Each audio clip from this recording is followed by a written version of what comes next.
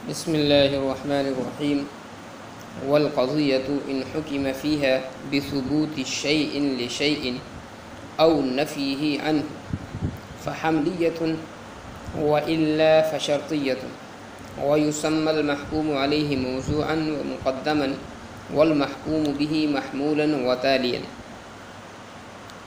اور قضیہ اگر حکم لگایا جائے اس میں کسی شے کے لیے دوسری شے کے ثبوت کا، او نفی عنہ یا حکم لگایا جائے کسی شے سے دوسری شے کی نفی کا، تو حملیہ ہے ورنہ شرطیہ ہے۔ وَيُسَمَّى الْمَحْكُومُ عَلَيْهِ مَوْضُوعًا وَمُقَدَّمًا، اور نام رکھا جاتا ہے محکوم علیہ کا موضوع اور مقدم، اور محکوم بھی کا محمول اور تالی۔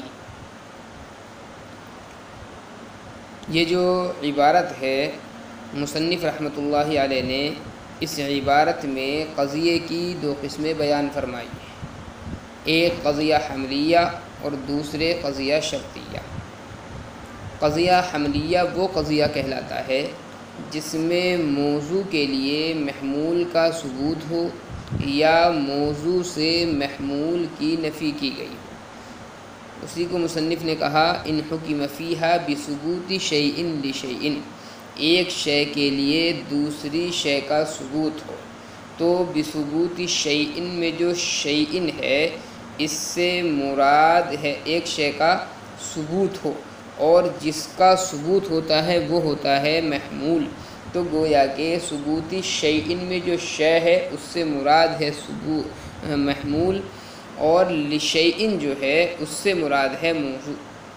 ایک شے کا ثبوت ہو دوسری شے کے لیے، یعنی محمول کا ثبوت ہو موضوع کے لیے، او نفی عنہ یا محمول کی نفی ہو موضوع سے، تو نفی میں جو ہا ضمیر ہے یہ لوٹے گی محمول کی طرف، عنہ میں جو ہا ضمیر ہے یہ لوٹے گی موضوع کی طرف، یا چونکہ یہاں پر تو موضوع اور محمول لفظوں میں موجود نہیں ہے تو اس لیے شے کی طرف ہی ہمیں لوٹانا ہے۔ تو ثبوتی شیء میں شے سے مراد چونکہ محمول تھا، محمول کا ثبوت ہو، او نفی یا محمول کی نفی ہو، تو ہا ضمیر یہ بثبوت شیء میں جو شیء مضاف الیہ ہے اس کی طرف ضمیر لوٹے گی، اور عنہ میں جو ہا ضمیر ہے یہ لشیء میں جو شیء ہے اس کی طرف لوٹے گی۔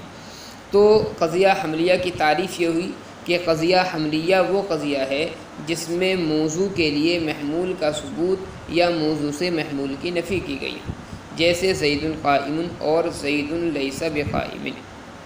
قضیہ شرطیہ وہ قضیہ ہے جس میں ایک شے کے لیے دوسری شے کا ثبوت یا نفی موجود نہ ہو، جیسے ان کانت الشمس طالعۃ فالنہار موجود۔ محکوم علیہ کو قضیہ حملیہ میں موضوع اور قضیہ شرطیہ میں مقدم کہتے ہیں۔ وَيُسَمَّى الْمَحْكُومُ عَلَيْهِ مَوْضُوعًا وَمُقَدَّمًا، اور نام رکھا جاتا ہے محکوم علیہ کا موضوع اور مقدم، یعنی قضیہ حملیہ میں تو موضوع کو قضیہ حملیہ میں محکوم علیہ کو موضوع کہیں گے، اور قضیہ شرطیہ میں محکوم علیہ کو مقدم کہیں گے۔ والمحکوم به محمولا وتالیا، اور محکوم به کو حملیہ میں محمول کہیں گے اور شرطیہ میں تالی کہیں گے۔ اعلم ان مذهب المنطقیین ان الحکم فی الشرطیۃ بین المقدم والتالی، ومذهب اہل العربیۃ انہ فی الجزاء والشرط قید للمسند بمنزلۃ الحال او الظرف کذا فی المفتاح۔ علم جان لو کہ مناطقہ کا مذہب یہ ہے کہ حکم قضیہ شرطیہ میں مقدم اور تالی کے درمیان ہوتا ہے۔ ومذہب اہل العربیہ، اور اہل عرب کا مذہب یہ ہے انہ فی الجزاء کہ حکم جزا میں ہوتا ہے اور شرط مسند کی قید ہوتی ہے، حال یا ظرف کے مثل۔ مفتاح العلوم میں ایسا ہی ہے۔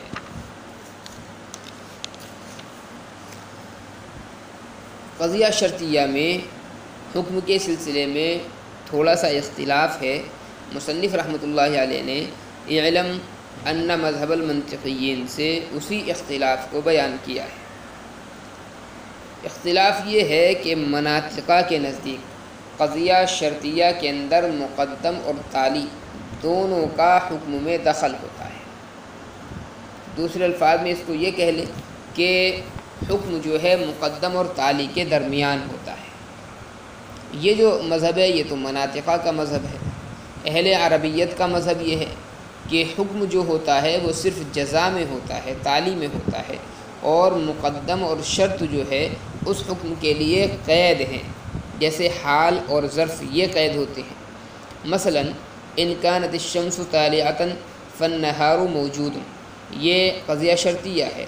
اس میں مناطقہ کے نزدیک جو ہے اتصال کا حکم الشمس طالعہ اور النہار موجود ان کے درمیان ہے، یعنی حکم میں الشمس طالعۃ اس کا بھی دخل ہے اور النہار موجود اس کا بھی دخل ہے۔ اور اہل عربیت کے نزدیک حکم صرف النہار موجود میں ہے، اور الشمس طالعۃ جو ہے یہ اس حکم کے لیے قید ہے۔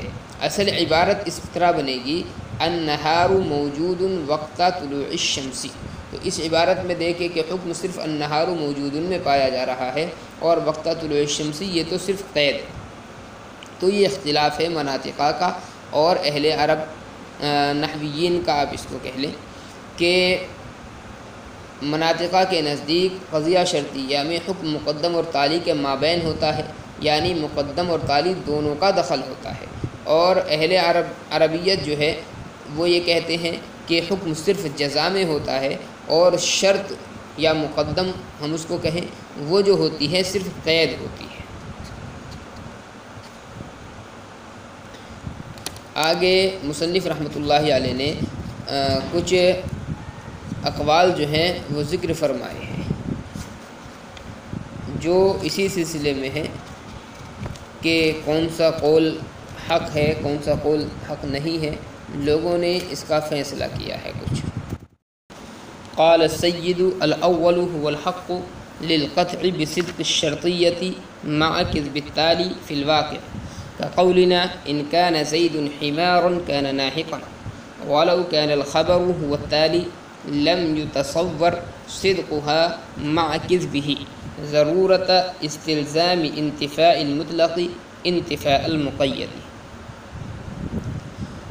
سید السند نے فرمایا الاول هو الحق کہ پہلا قول برحق ہے، للقطع بصدق الشرطیة مع كذب التالي في الواقع، شرطیہ کے صدق کے یقینی ہونے کی وجہ سے، للقطع بصدق الشرطیہ شرطیہ کے صدق کے یقینی ہونے کی وجہ سے یا قطعی ہونے کی وجہ سے، مع كذب التالي تالی کے واقعتاً کاذب ہونے کے باوجود، كقولنا جیسا کہ ہمارا قول ان كان زید حمارا كان ناحقا، اگر زید گدھا ہوگا تو وہ ناحق ہوگا، ولو كان الخبر هو التالي اگر خبر صرف تالی ہو، لم يتصور صدقها تو شرطیہ کا صدق متصور نہیں ہوگا، مع کذبہ تالی کے کاذب ہونے کے باوجود، ضرورت استلزام انتفاء المطلق انتفاء المقید، انتفاع مطلق کے انتفاع مقید کو مستلزم ہونے کی ضرورت کی وجہ سے، مستلزم ہونے کی بداہت کی وجہ سے۔